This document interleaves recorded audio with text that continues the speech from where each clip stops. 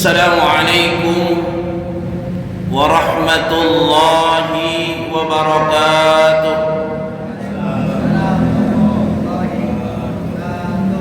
Bismillahirrahmanirrahim.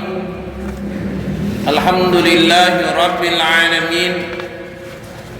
Wassalatu wassalamu ala sayyidina wa nabiyyina wa habibina wa syafi'ina wa maulana Muhammadin wa maulana Muhammadin wa ala alihi wa sahbihi ajma'in. Allahumma rabbana fanfa'na bima 'allamtana rabbi fakina faki ahlana. Allahumma inni a'udzu bika min 'ilmin la yanfa' wa qalbin la yakhsha wa du'ain la yusma' wa amalin la yurfa'. Allahumma aghnina bil 'ilmi wa zayyina bil hilmi wa akrimna bit taqwa wa jamilna bil 'afiyah. Rabbi ighfir lana wa liwalidayna warhamhuma kama rabbayana shighara. Alhamdulillah, dengan nikmat dari Allah Subhanahu wa taala, nikmat yang tidak terhingga di subuh ini, kita diberikan kesehatan oleh Allah Subhanahu wa taala. Kita diberikan keafiatan yang sempurna oleh Allah Subhanahu wa taala. Maka nikmat sehat dan nikmat afiah itu berbeda. Nikmat sehat sekedar dia jasmanianya saja, tapi kalau sudah afiah maka ruhanianya ikut sehat. Kita minta kepada Allah Subhanahu wa taala di kala subuh ini kita diberikan kesehatan jasmaniah wa ruhaniyah. Karena seandainya seseorang sehat jasmaniah tapi ruhaniyahnya tidak sehat, maka dia akan menjadi hamba Allah yang pemalas, menjadi hamba Allah yang jauh dari Allah.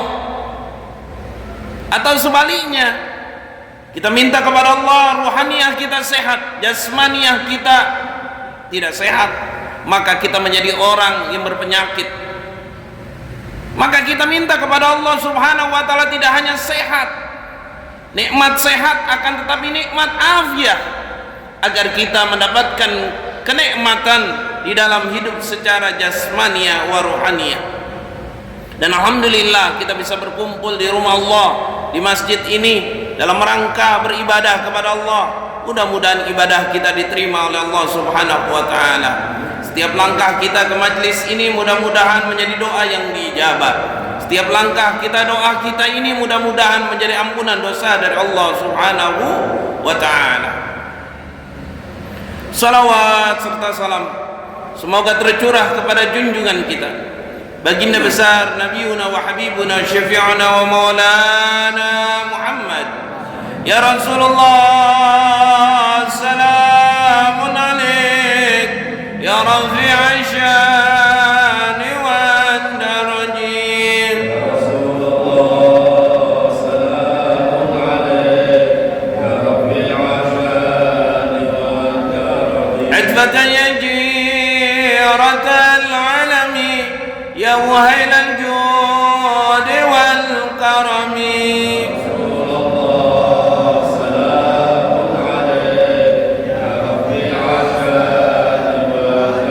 Nahnu jiranum bidhal harami haramil ihsani wal hasani.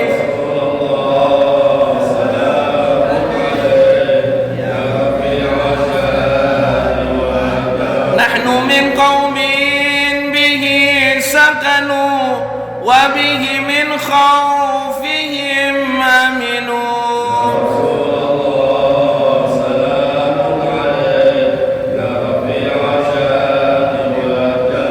وبآيات القرآن عنو فالداعي فينا خلواني.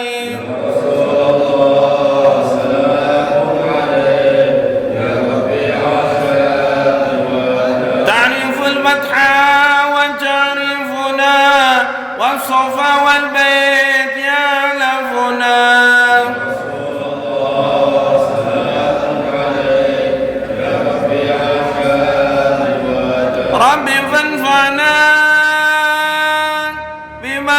بركتهم واهدنا الحسنى بحرمتهم.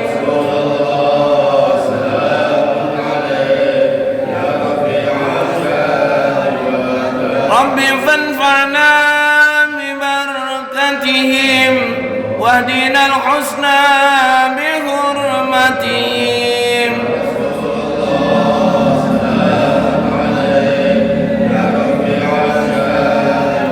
رب فانفعنا ببركتهم واهدنا الحسنى بحرمتهم.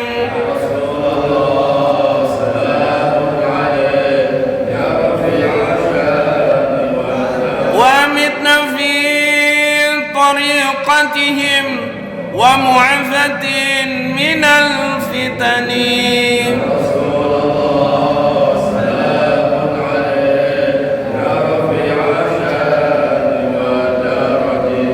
Masya Allah, tabarakallah. Di subuh ini, di majlis ini kita menyebut nama Rasulullah sallallahu alaihi wasallam. Ya Rasulullah, salamun alaik. Wahai utusan Allah, semoga keselamatan tetap padamu. Kita puja Rasulullah, kita sebut Rasulullah sallallahu alaihi wasallam, yang mana nama Rasulullah sebelum Nabi Allah Adam dibuat sudah ada. Bertanda Rasulullah pun memuji Rasulullah sallallahu alaihi wasallam. Maka setiap majlis lalu kita memuji, sebelum memulai memuji kekasih Allah, memuja dan memuji seorang yang memberi petunjuk buat kita, maka itu sudah menjadi suatu kewajaran, kelaziman yang insya Allah pujian kita kepada Rasulullah sallallahu alaihi wasallam membawa syafaat dari Rasulullah untuk kita. Ya Rafi'ad ya Rafi'an syani wad daraji, insyaallah. Wahai engkau ya Rasulullah yang berbudi luhur dan bermartabat tinggi, kita puji Rasulullah sallallahu alaihi wasallam dalam salawat kita. Ya Rasulullah, salamun alaik ya Rafi'an syani wad daraji. Semoga Rasulullah sallallahu alaihi wasallam gembira hatinya, senang ruhnya dan jasadnya karena umatnya selalu memujinya. Jamaah sekalian yang berbahagia, para ulama, para alim, para asatidah, para guru yang telah hadir, mudah-mudahan panjang umur, sehat walafiat. Guru kita Muallim Sabur, Anda Ustaz Mukhlasin, dan Anda Ustaz Saiman, Khina Fillah Ustaz Muhammad Fajri, Ustaz Syahruddin, dan para asatidah lainnya. Ibu bapak sekalian yang berbahagia, di subuh ini kita bertemu di mana Rabu kemarin saya mengatakan hadis daripada Rasulullah sallallahu alaihi wasallam bahwa seseorang yang kumpul lalu menunaikan subuh, salat subuh, apalagi berjamaah, dia dijamin oleh Allah subhanahu wa ta'ala. Yang jamin Allah. Kalau Allah yang jamin, nggak ada ruginya, untung terus. Man salat subha fahuwa fi zimmatillah. Siapa yang salat subuh, maka dia menjadi jaminan dari Allah subhanahu wa ta'ala. Alhamdulillah. Kalau Allah subhanahu wa ta'ala sudah menjamin kita, maka tidak ada kita merasa kecewa. Sayang kalau seandainya waktu subuh kita lewati begitu saja. Apalagi di kala malamnya kita menunaikan sholat tahajud di rumah kita. Kita mandi pukul 3, setengah 4 paling lambat. Setelah mandi kita bersih-bersih, kita pakai pakaian yang baik, pakaian yang bagus. Lalu di rumah kita tunaikan lebih dahulu sholat sunnah 2 rakaat. Dalam sujud terakhir kita ngadu kepada Allah, kita mohon kepada Allah, mudah-mudahan doa-doa kita diijabah. Yang dekat masjid, langkahkan kaki kita ke masjid segera sebelum azan subuh berkumandang. Kita pengen menjadi tamu Allah yang lebih awal daripada yang lain. Karena kalau kita datang ke rumah Allah, kita menjadi tamu Allah Subhanahu wa ta'ala. Orang berbondong-bondong ngeluarin rezekinya, ngeluarin tenaganya buat pergi ke Baitullah, pergi umroh atau pergi haji, berbondong-bondong. Bahkan orang berbondong-bondong pergi ke Madinah Al-Munawwarah untuk sekedar berziarah ke makam Rasulullah sallallahu alaihi wasallam. Kita yang belum punya kesempatan atau yang sudah pernah pergi, sempetin waktu kita menjadi tamu Allah Subhanahu wa ta'ala menjelang subuh. Karena di dalam hadis Tirmidzi, hadis riwayat Imam Tirmidzi, dan hadis ini hadis hasan, Rasulullah sallallahu alaihi wasallam sebelum subuh berdoa, Allahumma barik li ummati fi bukuriha. Insyaallah. Allahumma barik li ummati fi bukuriha. Allahumma barik li ummati fi bukuriha. Ya Allah, berikan rahmat, berikan barakah kepada umatku. Bukuriha, bukuriha artinya di awal pagi, sebelum matahari terbit, menjelang subuh. Rasulullah selalu melantunkan doa ini, Allahumma barik li ummati fi bukuriha. Allahumma barik li ummati fi bukuriha. Ya Allah, berikan berkah, berikan rahmat kepada umatku di kala pagi, menjelang pagi, sebelum pagi. Kita bangun sebelum subuh, berarti kita masuk di dalam doa Rasulullah sallallahu alaihi wasallam. Betapa bahagianya kita mendapatkan doa dari Rasulullah sallallahu alaihi wasallam. Di kala hidup Rasulullah selalu melantunkan doa ini. Buat siapa? Buat kita umatnya, agar rezeki kita berkah, umur kita berkah, pekerjaan kita berkah, harta kita berkah, istri kita berkah, anak-anak kita berkah, suami kita berkah, cucu cicit kita berkah. Setiap yang menjadi niat kita mendapatkan keberkahan dari Allah. Sayyidil Walid Al-Habib Ali bin Abdurrahman As-Saggaf selalu menuntun kita untuk menjadi orang yang penuh berkah. Kenapa menjadi orang yang penuh berkah? Karena orang yang deketin kita akan ketularan berkahnya. Siapa orang-orang yang berkah? Kata Sayyidil Walid, orang-orang yang berkah adalah orang-orang yang senantiasa istiqamah di dalam berada di majlis ilmu, orang-orang yang istiqamah berada di dalam wirid-wiridnya, zikir-zikirnya, orang-orang yang istiqamah yang selalu saja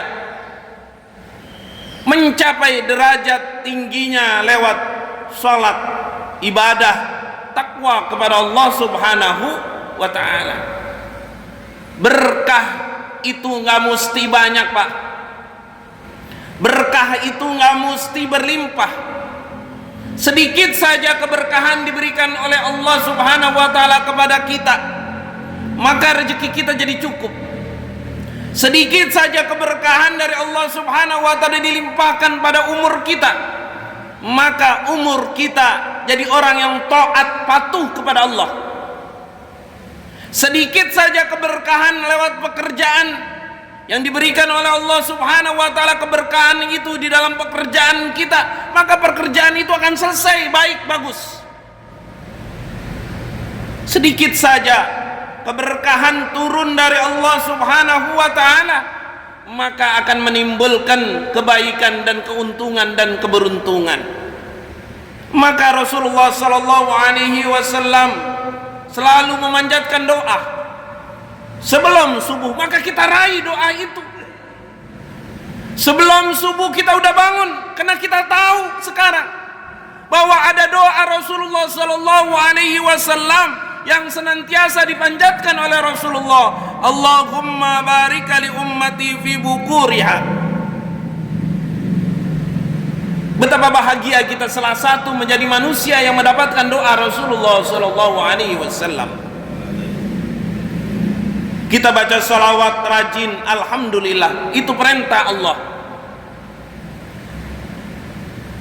Akan tetapi ketika kita pengen mendapatkan doa dari Rasulullah sallallahu alaihi wasallam, bangunlah sebelum subuh. Bangunlah sebelum subuh. Dalam mazhab kita, mazhab Imam Syafi'i, disuruh sebelum subuh bersihkan diri kita, karena itu adalah sunnah. Setelah kita membersihkan diri kita, jangan lupa siwak, sikat gigi. Kita bersihin tuh gigi kita sebelum subuh. Kita ambil odol, kita ambil sikat gigi, kita sikat tuh gigi kita. Kita nggak punya mungkin seperti asatidzah, para guru yang selalu membawa siwak di kantongnya. Kita coba sebelum subuh kita sikat gigi kita yang bersih, itu sunnah. Jangan ketika kita menghadap Allah Subhanahu wa taala dapat doa Rasulullah sallallahu alaihi wasallam, mulut kita dalam keadaan kurang bersih. Kita sikat gigi kita bukan berarti gigi kita kotor, lah, tidak. Kita bersihkan gigi kita, kita siwak gigi kita kena sunnah Nabi besar Muhammad sallallahu alaihi wasallam. Apalagi dilakukannya adalah menjelang subuh. Luar biasa pahalanya. Karena kita hidup, kita cari pahala. Ketika pahala itu banyak, akan menimbulkan kebahagiaan kita di akhirat. Saudara, Bapak Ibu sekalian, para guru yang berbahagia, pelajaran kita tentang kitab Wirdul Jamil. Ya Fattah, ya Razzaq, ya Ghani, ya Mughni, innallaha war-razzaqu dzul quwwatil matin. Amalan dalam buku tersebut sedikit kemarin telah kita bahas, bahwasanya di dalam Al-Qur'anul Karim ada surat yang namanya suratul Fattah. Surat yang membawa kemenangan Rasulullah sallallahu alaihi wasallam. Surat Fattah ini ada ayat yang paling disukai oleh Rasulullah sallallahu alaihi wasallam, yang bunyinya liyaghfira lakallahu ma taqaddama min dambika wa ma ta'akhkhar wa yutimma ni'matahu 'alaika wa yahdiyaka siratam mustaqimah. Itu adalah ayat yang sangat dicintai oleh Rasulullah, maka kita menjadi sunnah untuk membaca suratul Fattah. Mudah-mudahan seperti Asmaul Husna ya Fattah, Allah membukakan pintu-pintu rezeki kita, Allah membukakan pintu rahmatnya kepada kita, Allah Subhanahu wa ta'ala memberikan kepada kita kebaikan, karena Fattah artinya adalah kebaikan, rahmat. Kalau Allah Subhanahu wa ta'ala memberikan rahmat kepada kita, kebaikan kepada kita, lebih daripada materi Bapak sekalian, lebih daripada harta Ibu sekalian, lebih daripada panjang umur Bapak Ibu sekalian, kalau rahmat Allah turun pada diri kita, keluarga kita, diri kita, maka lebih dari segala-galanya. Makanya Imam Al-Ghazali menyuruh kita untuk membaca Asmaul Husna ya Fattah. Wa yansurukallahu nasran aziza, bahwasanya Allah Subhanahu wa ta'ala menolong. Karena surat Fattah ini menggambarkan tentang perjanjian Hudaybiyah yang kemarin telah kita bahas.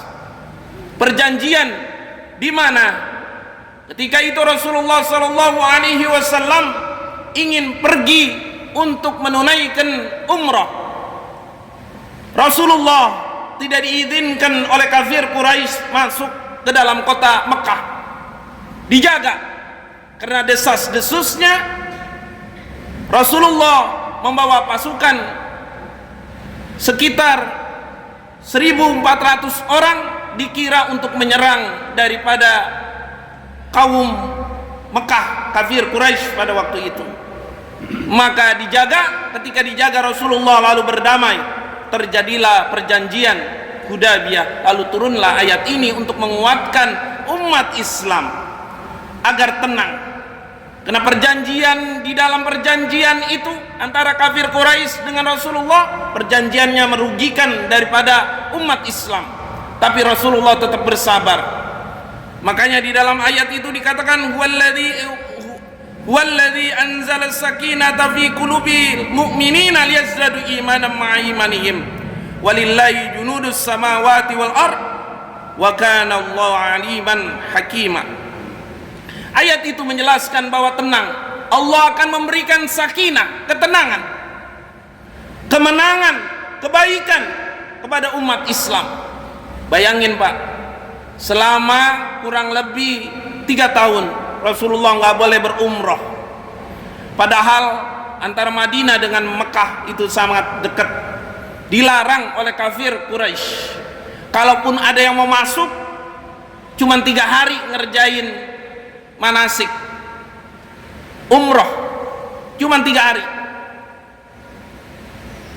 Pernah ketika itu Sayyidina Utsman bin Affan ditahan oleh mereka dan ingin dibunuh. Rasulullah marah karena semua umat Islam makin hari, walaupun tidak boleh ke Mekah, makin hari banyak kaum kafir masuk Islam. Makanya surat Fatah ini adalah kemenangan. Setelah perjanjian itu terjadilah 3 tahun kemudian namanya Fathul Mekkah.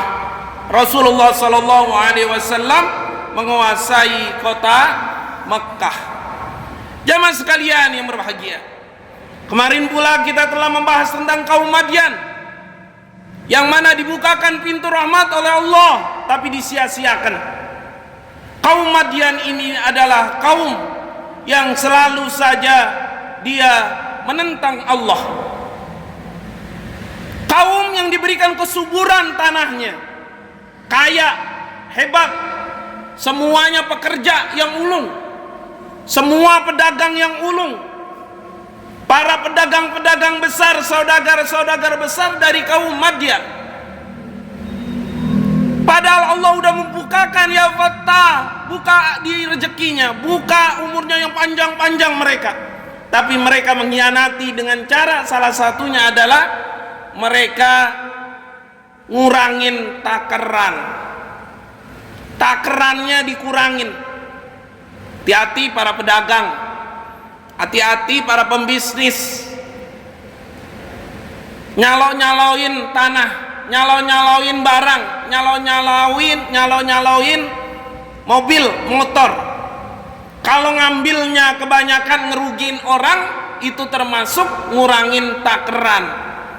Kata Rasulullah sallallahu alaihi wasallam,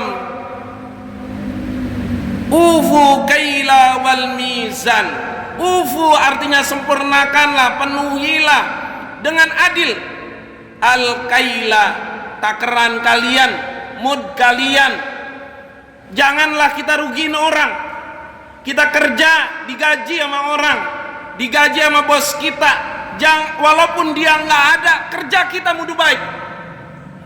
Itu ajaran Rasulullah sallallahu alaihi wasallam.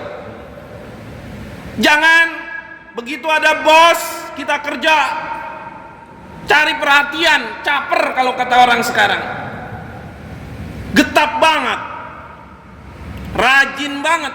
Begitu bos nggak ada, kita males, kita cuek, barang-barang bos diilangin, barang di dalam pekerjaan kita tidak pelihara, termasuk dosa juga. Mengurangi takaran, mengurangi mood, bekerja dengan tidak amanah bagian daripada dosa besar. Makanya Rasulullah sallallahu alaihi wasallam mewanti-wanti kita semuanya untuk menjadi orang yang jangan pernah mengurangi takaran. Karena orang yang mengurangi takaran, Rasulullah sallallahu alaihi wasallam bersabda, an Abdullah bin Umar radhiyallahu anhuma qala Nabi, man ghasyana falaysa minna.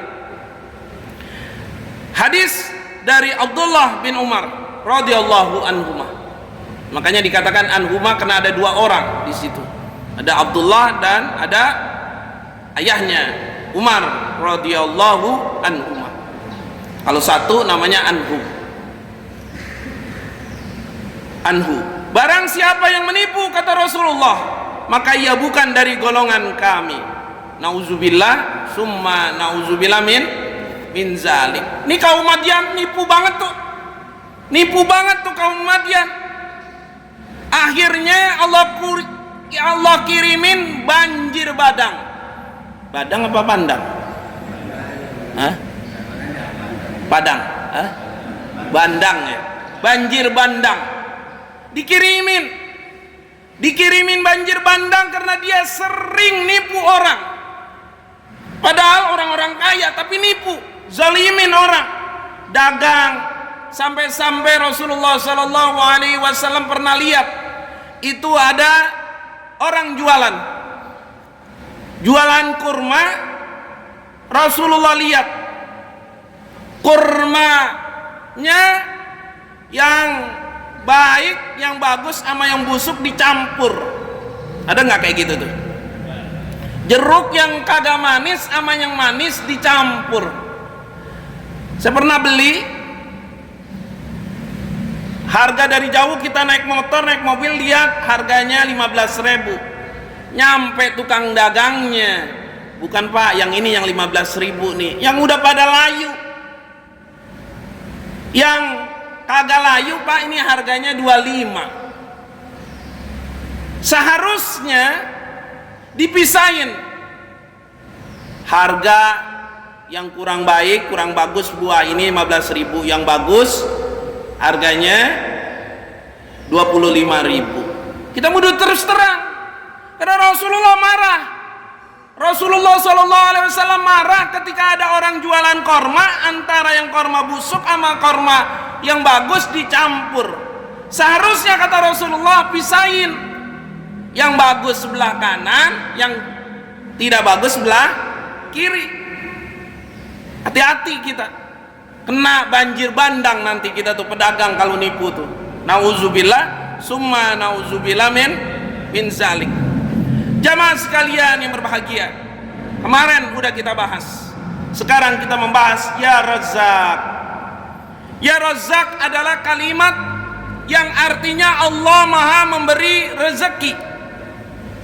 Allah yang maha memberi rezeki. Jadi Allah subhanahu wa ta'ala itu maha pemberi rezeki yang gak putus untuk memberikan rezekinya kepada kita semuanya. Alhamdulillah. Makanya Allah berkata, innallaha huwar razzaqu dzul quwwatil matin.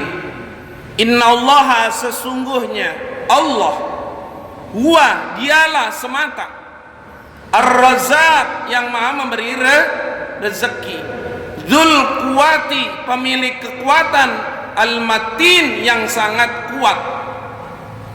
Jadi Allah subhanahu wa ta'ala biar dimintain orang 1 juta orang dikasih sama satu-satunya, sama-sama nggak ngurangin kekuasaan Allah.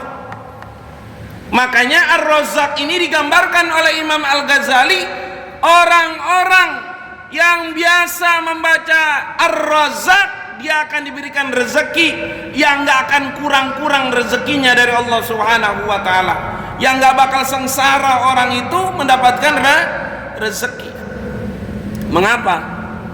Karena Allah berfirman bahwasanya Allah itu maha pemberi rezeki yang kuat, yang kokoh, nggak bakal berkurang. Kalau kita punya uang 1 juta, kita bagi-bagiin orang 100.000, 10 orang, habis nggak tuh uang?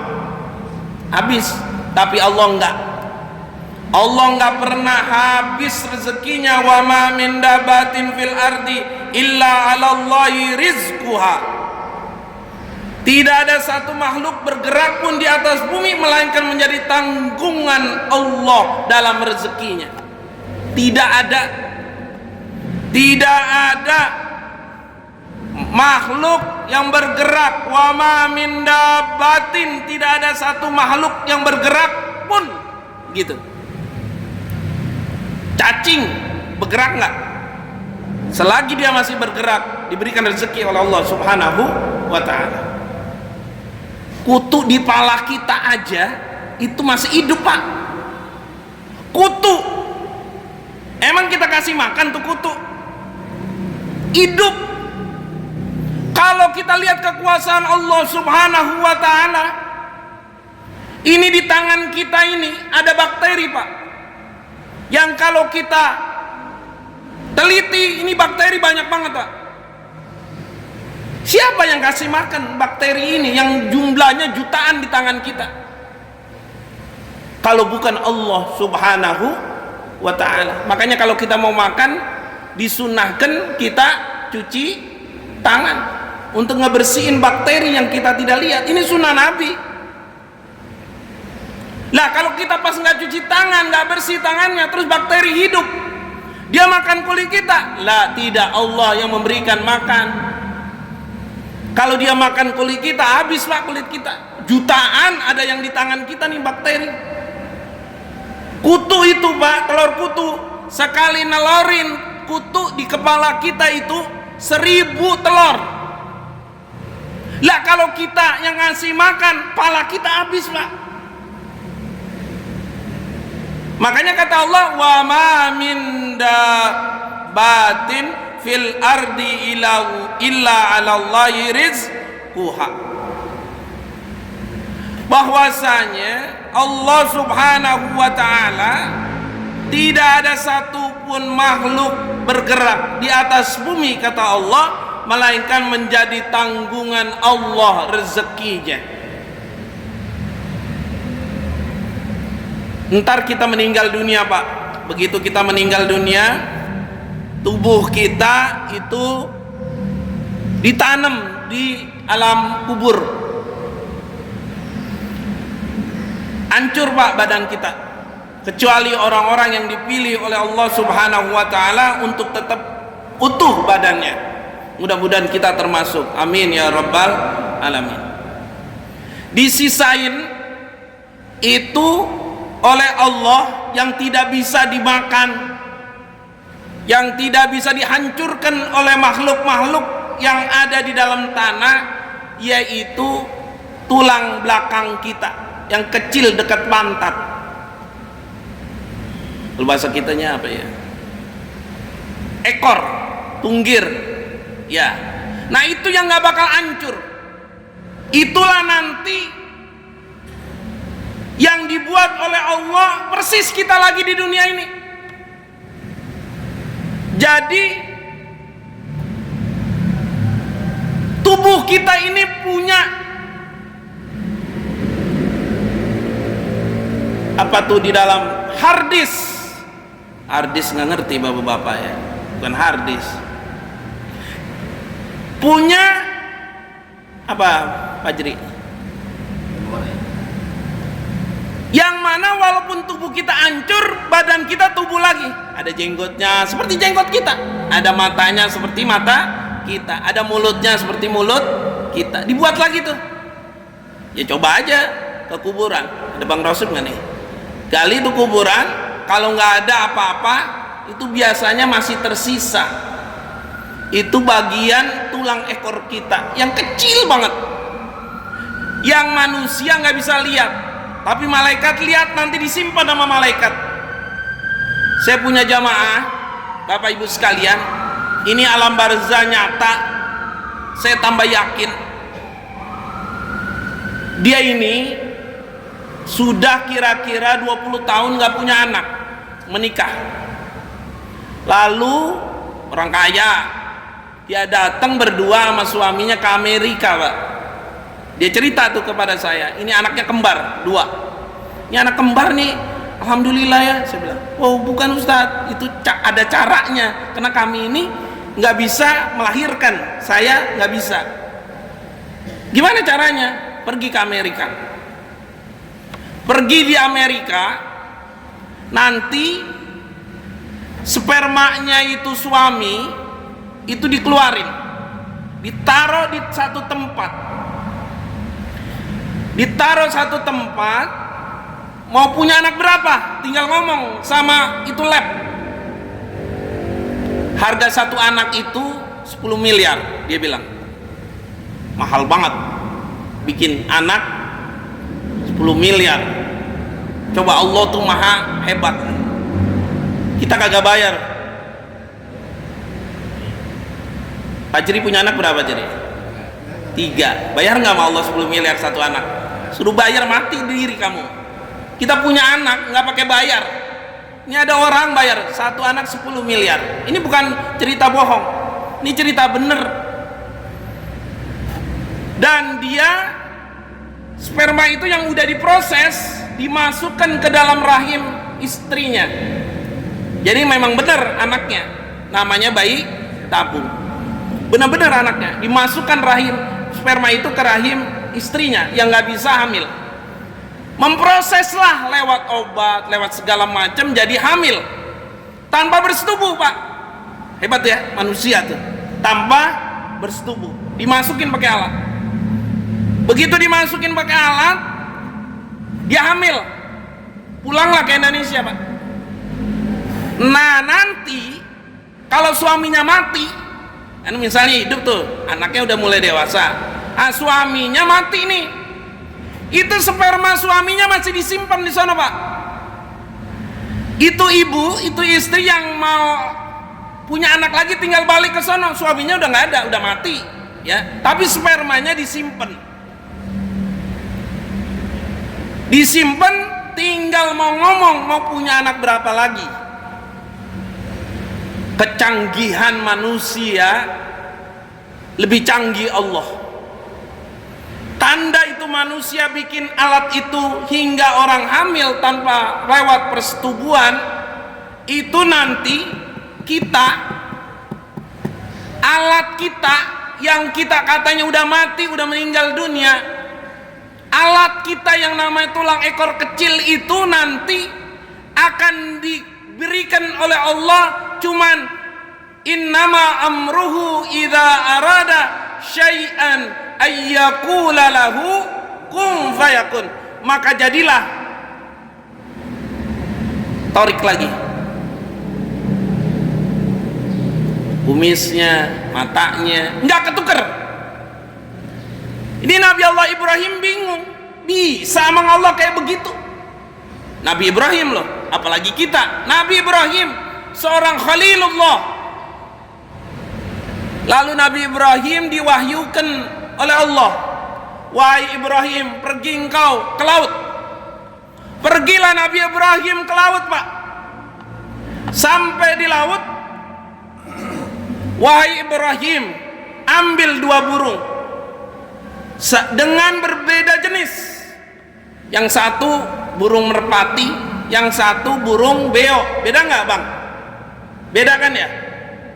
Beda. Kata Allah, hancurkan itu burung, matiin, bikin halus, lalu campurin kedua-duanya, antara burung beo dengan burung merpati, dicampurin, Pak. Mati dicampurin. Kata Allah, setelah dicampur, terbangin dia, buang dia ke laut.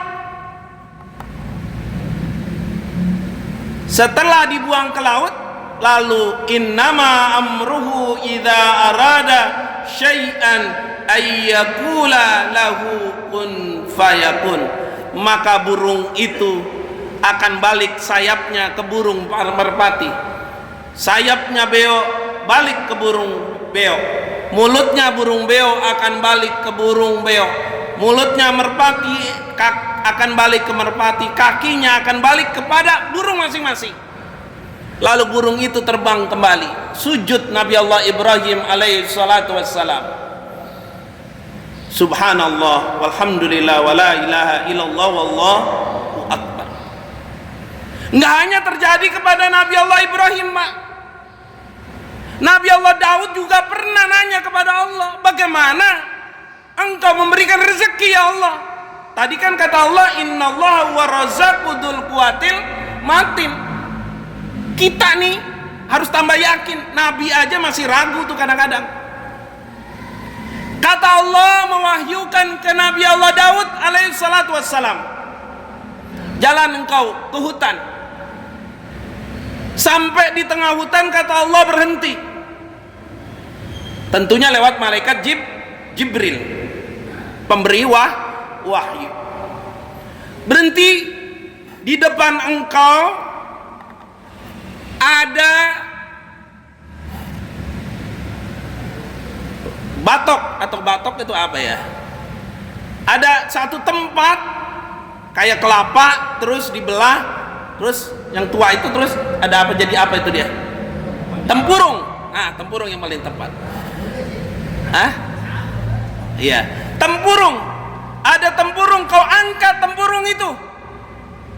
Pak, di dalam tempurung itu diangkat sama Nabi Allah Daud alaihissalam. Nih ya Rozak nih.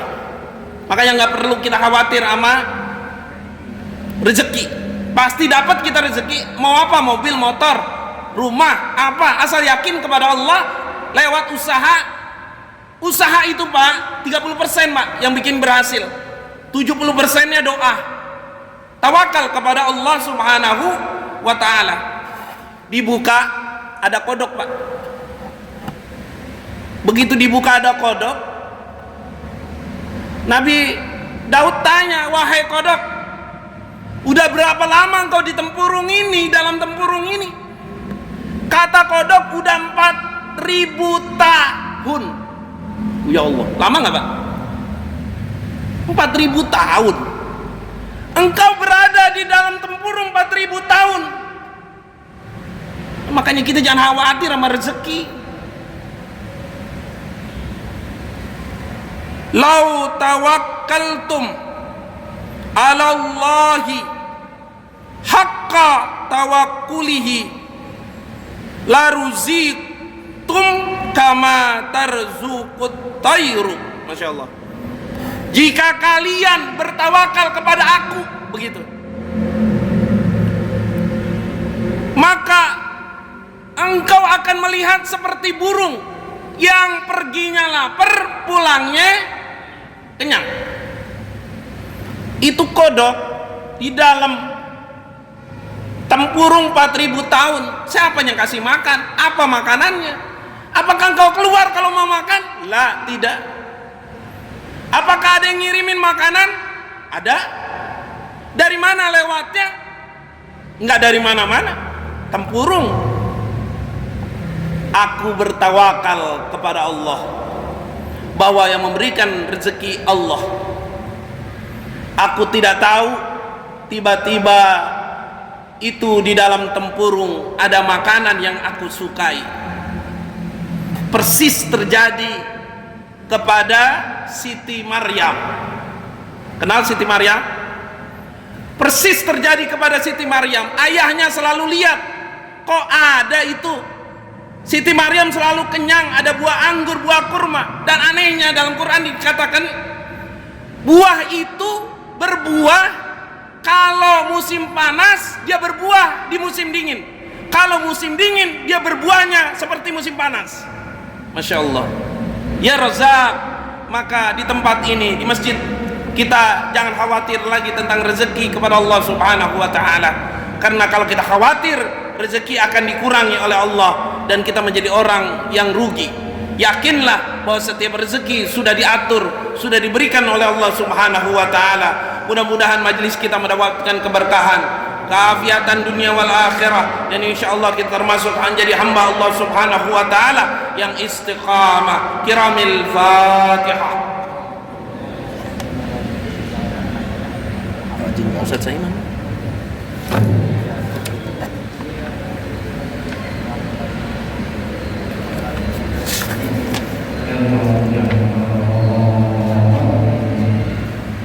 Baik,